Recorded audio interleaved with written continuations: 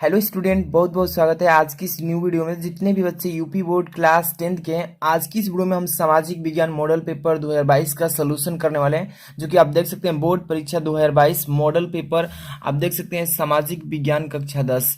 और आज की इस वीडियो में देखिए मॉडल पेपर हम सॉल्व करने वाले हैं, यानी कि एक एक क्वेश्चन का इसमें आंसर बताएंगे कैसे करना है, बोर्ड एग्जाम में कैसे लिखना है, ताकि एक भी नंबर न कटे और अच्छा स्कोर कर सकें। तो आज की इस वीडियो को पूरा एंड तक देखते रहिए। वीडियो लाइक कर देना अगर आप इस चैनल पे नए हैं, तो ऐसे इंपॉर्टेंट वीडियोस देखने के लिए चैनल को तुरंत सब्सक्राइब करके बेल आइकन प्रेस कर लीजिए। और देख सकते हैं यहाँ पर सबसे पहले नंबर जो आपका टाइमिंग मिलता है बोर्ड एग्जाम में, सेम वही रहने वाला है। तो समय 3 घंटे 15 मिनट और पूर्णांक आपका 70 मार्क्स का आता है। ठीक है, तो देखिए इसमें सबसे पहले मॉडल पेपर का अगर पीडीएफ हैंड रिटन नोट्स चाहिए तो वीडियो के डिस्क्रिप्शन में टेलीग्राम का लिंक दिए हैं, वहां पर जाकर के उसमें ज्वाइन हो जाना है। वहीं पे आपको पीडीएफ सेंड कर देंगे, वहां पे डाउनलोड कर लीजिएगा। और सेकंड चैनल है दूसरा, उसको भी जाकर के सब्सक्राइब कर लीजिए। यहाँ पर देख सकते हैं सबसे पहले आपको निर्देश पढ़ना बहुत ही जरूरी है। देख सकते हैं फर्स्ट नंबर प्रश्न पत्र में 4 प्रकार के प्रश्न दिए गए हैं, मतलब दिए गए हैं। पहला नंबर हो गया। अब दूसरा कह रहा है कि प्रश्नों के अंक उनके सम्मुख अंकित है, यानी सामने दिया गया है कितने नंबर का क्वेश्चन है। यहाँ पर थर्ड नंबर सभी प्रश्न करना अनिवार्य है। और 4 नंबर कह रहा है कि अपने उत्तरों की पुष्टि चित्रों, रेखा चित्रों, मानचित्रों, आंकड़ों से करिएगा। ठीक है, तो ये भी बताएंगे, लास्ट में क्लियर हो जाएगा सब कुछ। 5 नंबर देखिए बहुविकल्पी प्रश्न जो कि 1 अंक के आते हैं, अति लघु उत्तरीय प्रश्न जो कि 2 अंक के, और लघु उत्तरीय प्रश्न जो कि 3 अंक के, और दीर्घ उत्तरीय प्रश्न जो कि बड़े उत्तर वाले होते हैं, ये 6 नंबर का आता है। ठीक है, तो यहाँ पे आपका सबसे पहला नंबर खंड जो है आप देख सकते हैं क्या लिखा है, खंड क। और इसमें फर्स्ट नंबर क्वेश्चन स्टार्ट करते हैं। देख सकते हैं बहुविकल्पीय क्वेश्चन इसमें दिए गए हैं। पहला नंबर लिखा है कि बहुविकल्पीय प्रश्न करना है, जो कि फर्स्ट नंबर निर्देश में दिया गया है कि निम्नलिखित विकल्पों में से सही का उत्तर चुनिएगा। ठीक है, यहाँ पर बहुविकल्पी 6 क्वेश्चन दिए गए हैं। देख सकते हैं फर्स्ट नंबर यहाँ पे है, आर्थिक महामंदी का प्रारंभ किस वर्ष में किया गया था। तो इसका राइट आंसर क्या होगा, आप देख सकते हैं 1919, 1924 में, 1929 में और 1934 में। तो देखिए आर्थिक महामंदी जब शुरू हुआ था तो उस समय जो सन चल रहा था, यानी कि 1929 ईस्वी में। तो इसका राइट आंसर आपको बोर्ड एग्जाम की कॉपी में कैसे लिखना है, तो देख सकते हैं ये हो गया आपका बोर्ड एग्जाम की कॉपी। और सबसे पहले मार्जिन लाइन खींच लेना है, इसके बाद आपको खंड वाइज क्वेश्चन करना है। तो यहाँ पे खंड लिख लेंगे, और खंड क कर रहे हैं तो खंड क ऐसे लिख लेना है। और यहाँ पे आपको बीच में प्रश्नोत्तर संख्या डालकर, या फर्स्ट नंबर यानी पहला कर रहे हैं तो इस तरीके से अंडरलाइन भी कर देना है अच्छे से। और कौन सा ऑप्शन सही है, तो ग नंबर सही था, और ग नंबर का जो ऑप्शन उतार देंगे 1929 में। इस तरीके से आपको लिखना है, जैसे कि पहला का ग नंबर सही है तो ग नंबर लिख देंगे, और 1929 ईस्वी, इस तरीके से सोल्व करना है। जितने भी बहुविकल्पी हैं सारे देख लीजिए। कांग्रेस के किस अधिवेशन में पूर्ण स्वराज की मांग की गई थी। मुंबई में, बम्बई में, नागपुर में, गया में, लाहौर में। चलिए इसका करेक्ट आंसर आपको याद है तो बता सकते हैं। देखिए इसका राइट आंसर होगा कांग्रेस के किस अधिवेशन में पूर्ण स्वराज की मांग की गई थी, तो वो लाहौर में थी। ठीक है, यानी कि घ नंबर ऑप्शन दिख रहा है, ये सही हो जाएगा। यहाँ पर देखिए प्रश्नोत्तर संख्या दूसरा लिखेंगे इस तरीके से, और घ नंबर ऑप्शन सही है तो घ नंबर और लाहौर लिख देंगे इस टाइप से। ठीक है, बोर्ड एग्जाम में ऐसे ही लिखना है आपको, एक भी नंबर नहीं कटेगा। यहाँ पर देखिए थर्ड नंबर कि यंग इटली सोसाइटी का संस्थापक कौन था।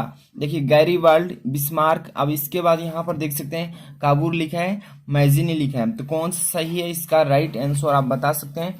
तो इसका राइट आंसर हो जाएगा घ नंबर, यानी कि मैजिनी हो जाएगा इसका करेक्ट आंसर। देख सकते हैं यहाँ पर प्रश्नोत्तर संख्या थर्ड लिखेंगे इस तरीके से, और यहाँ पर मैजिनी घ नंबर ऑप्शन लिख करके लिख देना है। ठीक है, यहाँ पर देखते हैं ऑस्ट्रेलिया के धावक पीटर नॉर्मन ने किस तरह अमेरिकी खिलाड़ियों के प्रति अपना समर्थन जताया।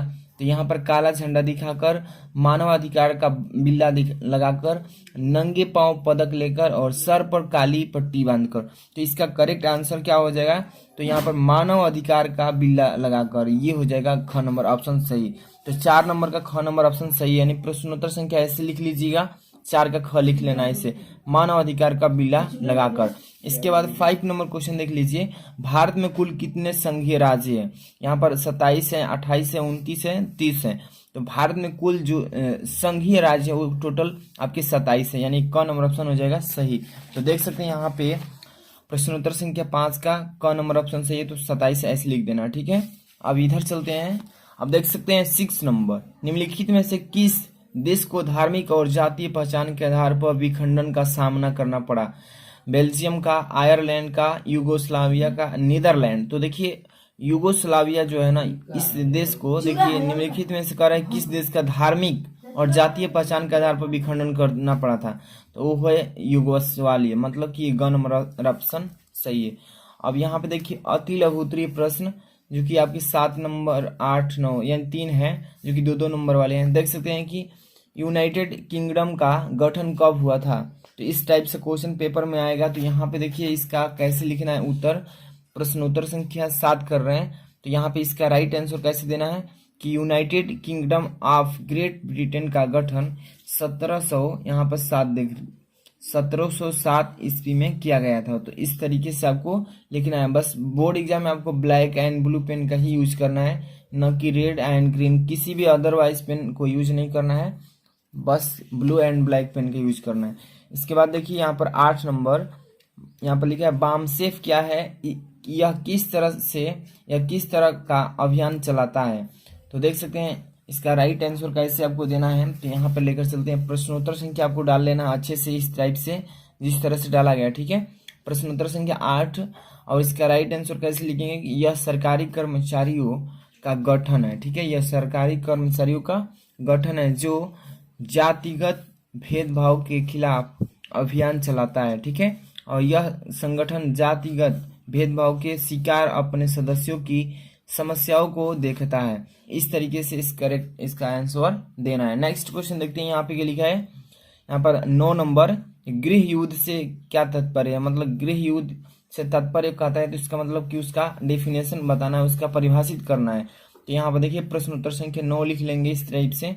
और जिस देश में सरकार, यहाँ पर देखिए जिस देश में सरकार विरोधी समूह की हिंसक लड़ाई ऐसा रूप ले ले कि वह शुद्ध सा लगे तो उसे युद्ध गृह मतलब गृह युद्ध कहा जाता है, ठीक है। इस टाइप से आपको क्वेश्चन का आंसर देना है। इसके बाद देख सकते हैं यहाँ पे लघु उत्तरीय क्वेश्चन है। लघु उत्तरीय क्वेश्चन 10 नंबर से स्टार्ट होता है। क्या लिखा गया इसमें कि जर्मनी के एकीकरण की प्रक्रिया का वर्णन कीजिए। अगर आपको ये देखिए कर लेते हैं तो 3 नंबर क्लियर हो जाएगा।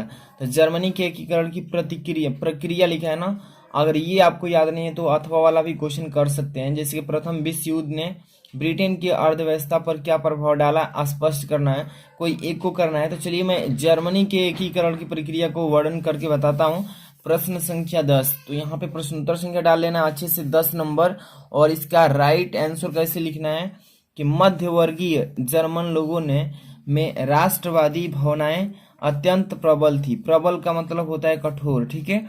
उन लोगों ने 1848 ईस्वी में जर्मन महासंघ के विभिन्न क्षेत्रों को एकता के सूत्र में बांधकर एक निर्वाचित सांसद के, यहाँ पर सांसद नहीं है संसद है, ठीक है, संसद के माध्य से शासित राष्ट्र राज्य बनाने का प्रयास किया था, ठीक है। लेकिन इस प्रयास का राजशाही और सैन्य शक्ति ने सम्मिलित रूप से दमन कर दिया, ठीक है। तो इसका लॉन्ग टाइम थोड़ा सा है इसलिए इसमें नंबर ज़्यादा मिलता है। तो इसका पूरा व्याख्या करना है वर्णन, तभी जाकर के आपको मिलेगा, ठीक है। अब उसका मुख्यमंत्री ऑटो वन बिस्मार्क इस प्रक्रिया का एक जनक था। जनवरी 1871 ईस्वी में वर्साई में हुए एक समारोह में प्रसा के राजा विलियम प्रथम को जर्मन का सम्राट घोषित किया गया। तो इतने मतलब शब्दों में इसका वर्णन कर देंगे तो आपको 3 नंबर क्लियर कर दिया जाएगा, ठीक है।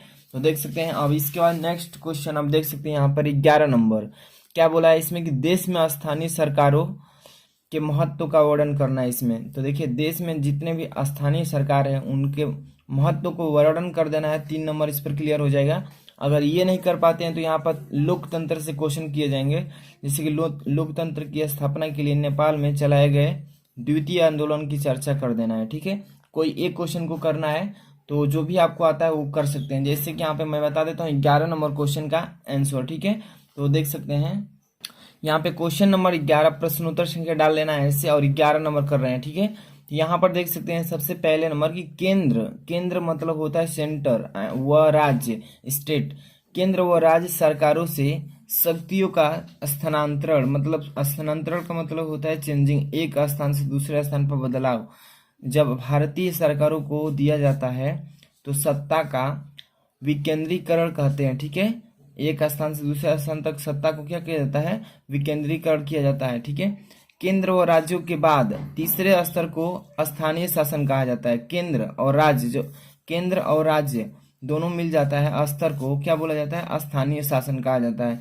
अब देखिए इसमें 3 से स्टेप बता देना है, जैसे कि स्थानीय स्तर के बारे में। तो देखिए स्थानीय स्तर पर लोगों को देखिए यहाँ पर फैसलों में सीधे भागीदार बनाना भी संभव हो जाता है। इससे लोकतांत्रिक भागीदारी की आदत पड़ती है। ठीक है, तो ये स्थानीय स्तर कहलाता है। इसके बाद देखिए यहाँ पर सेकंड नंबर बता देना है, अनेक समस्याओं का निपटारा स्थानीय स्तर पर ही बढ़िया ढंग से संभव हो जाता है। ठीक है, क्योंकि लोगों को अपने इलाके की समस्याओं की बेहतर समझ होती है। इस टाइप से इसका बारे में वर्णन कर देना है। अब यहाँ पर देख सकते हैं थर्ड नंबर स्टेप लिख देना है इसमें कि लोगों को इस बात की भी जानकारी होती है कि पैसा कहाँ खर्च किया जाए और चीज़ों को अधिक कुशलता से उपयोग किस तरह किया जा सकता है। तो इतने इसके बारे में वर्णन कर देना है। इस पर आपको कितने नंबर, तो 3 नंबर क्लियर कर दिया जाएगा। ठीक है, आप देख सकते हैं नेक्स्ट क्वेश्चन यहाँ पे 12 नंबर यानी 12 नंबर क्वेश्चन, गांधी जी द्वारा संचालित चंपारण, खेड़ा और अहमदाबाद में सत्याग्रह का वर्णन कर दीजिए। या अथवा में लिखा है वियना संधि क्या थी, इस संधि के प्रमुख उद्देश्य एवं व्यवस्थाओं का वर्णन कर दीजिए। यहाँ पर देखिए मैं 12 नंबर का पहला नंबर बता देता हूँ कि गांधी जी द्वारा संचालित, यहाँ पे लिखा है कि चंपारण, खेड़ा, अहमदाबाद में सत्याग्रह जो हुआ था उसके बारे में वर्णन कर देना है। तो चलिए यहाँ पे देखिए सबसे पहले नंबर प्रश्नोत्तर संख्या 12 डाल देना है ऐसे, और इसके बारे में मैं बता देता हूँ शॉर्ट में, मतलब छोटे में इसका आंसर कैसे लिख सकते हैं। जैसे पहले हेडिंग लगा देंगे चंपारण सत्याग्रह 1919 में हुआ था। चंपारण यानी कि बिहार में नील की खेती करने वाले किसानों पर, यहाँ पर देखिए बगान, ठीक है, बगान मालिक बहुत अत्याचार करते थे। ठीक है, अब इसके बाद देखिए किसानों को अपनी उपज को जमींदारों द्वारा निश्चित दरों पर बेचना पड़ता था। ठीक है, निश्चित। अब देखिए चंपारण के किसानों ने दक्षिण अफ्रीका में गांधी जी के सत्याग्रहों के बारे में मतलब सुन रखा था। ठीक है, इसलिए उन्होंने गांधी जी को चंपारण आने को क्या किया, आमंत्रित किया। तो इतना इतना लिख देना। इसके बाद यहाँ पे खेड़ा के बारे में लिख देंगे। खेड़ा जो सत्याग्रह हुआ था 1918 ईस्वी में हुआ था, आप देख सकते हैं। और खेड़ा जो है गुजरात में पड़ता है। यहाँ पर देखिए खेड़ा गुजरात में किसानों की, यहाँ पर देखिए उदपनीय दशा को, मतलब यहाँ पर क्या बता रहा है, दशा को देखकर गांधी जी ने सत्याग्रह करने का निश्चय किया। खेड़ा के किसानों ने भूमि कर यहाँ पर देने से मना कर दिया था। ठीक है, सरकार वल्लभ भाई पटेल ने इस आंदोलन, यहाँ पर सरकार ने सरदार है, ठीक है, सरदार वल्लभ भाई पटेल ने इस आंदोलन में महत्वपूर्ण भूमिका निभाई है। ठीक है, अब देखिए अंततः मतलब अंत में ब्रिटिश सरकार को किसानों के सम्मुख झुकना पड़ा और यह निर्णय लिया गया कि जो किसान कर देने में सक्षम होंगे हैं वे कर दें। ठीक है, मतलब ये आपको नियम मिला था, मतलब कि किस में, खेड़ा सत्याग्रह में। इसके बाद देखिए यहाँ पर थर्ड नंबर, अहमदाबाद जो सत्याग्रह हुआ था 1918 में हुआ था। अहमदाबाद गुजरात में ही पड़ता है। देखिए अहमदाबाद गुजरात में कपड़ा मिल मालिकों और मजदूरों में संघर्ष हो गया। ठीक है, मजदूर अपने वेतन में वृद्धि करने के लिए प्रशासन थे। मिल मालिकों द्वारा ऐसा करने से मना करने पर मजदूरों ने हड़ताल कर दी। ठीक है, गांधी जी ने मजदूरों को यहाँ पर परामर्श दिया कि वे अपनी मांग को पूरा करने के लिए हिंसा का आश्रय न दें। ठीक है, तो इस तरीके से इसमें आपको अच्छे से लिख देना है, जो कि 12 नंबर क्वेश्चन में लांग आता है, तभी जाकर के आपको 6 नंबर मिल पाएगा। ठीक है, अब इसके बाद देखिए यहाँ पर क्वेश्चन नंबर 3 दिखाते हैं, यहाँ पर 13 नंबर। तो ये क्वेश्चन है थोड़ा सा लॉन्ग क्वेश्चन, देख सकते हैं क्या लिखा है कि संघात्मक शासन प्रणाली की महत्वपूर्ण विशेषता बताइए। लोकतंत्र शासन में पारदर्शिता आवश्यक है, क्यों, कारण लिखिए। तो देखिए लॉन्ग क्वेश्चन है, इसका मैं अगर बताऊंगा तो लंबा हो जाएगा। ठीक है वीडियोस, तो आप इस क्वेश्चन को अच्छे से तैयार कर लीजिए अपने क्वेश्चन बैंक से या अपने जो क्वेश्चन बुक है उससे। ठीक है, अब यहाँ पर देखिए क्वेश्चन नंबर 14, ये मानचित्र से संबंधित प्रश्न पूछा जाएगा। मानचित्र संबंधित प्रश्न, इसका मैं अलग वीडियो बनाता हूँ। ये देखिए 5 नंबर का क्वेश्चन, 14 नंबर और एक 28 नंबर क्वेश्चन आता है, वो भी 5 नंबर, यानी कि 10 नंबर केवल एक वीडियो में। तो अभी तक इसका मानचित्र का वीडियो नहीं देखे हैं, बहुत सारी वीडियोज बना चुका हूँ। आप एक वीडियो देखेंगे तो बहुत सारी वीडियोज मानचित्र का कर लेंगे। डिस्क्रिप्शन में लिंक दिए हैं, उसका भी जाकर के देख लीजिएगा। आज की इस वीडियो में बस मान लीजिए 14 तक क्लियर है।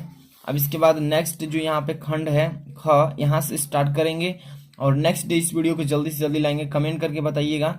और आप देखिए हैंड रिटन नोट्स चाहिए आपको हर एक चैप्टर वाइज मोस्ट इंपोर्टेंट का, तो टेलीग्राम से जुड़ जाइए नीचे जाकर के। मिलते हैं नेक्स्ट वीडियो में। Thanks for watching.